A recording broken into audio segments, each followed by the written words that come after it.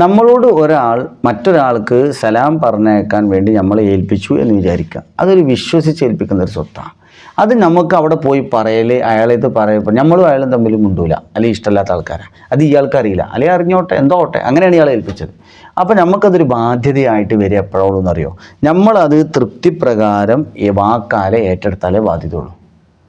മനസ്സിലായില്ലേ? അല്ല നമ്മളോട് എൻ്റെ സലാമൊന്നും അവനോട് പറയണ്ട കേട്ടോ പറഞ്ഞു.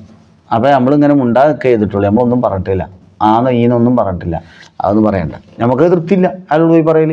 അപ്പോൾ നമുക്കത് ഇഷ്ടമല്ലെങ്കിൽ അത് ആ ഉത്തരവാദിത്വം നമ്മുടെ അടുത്ത് വരുന്നില്ല.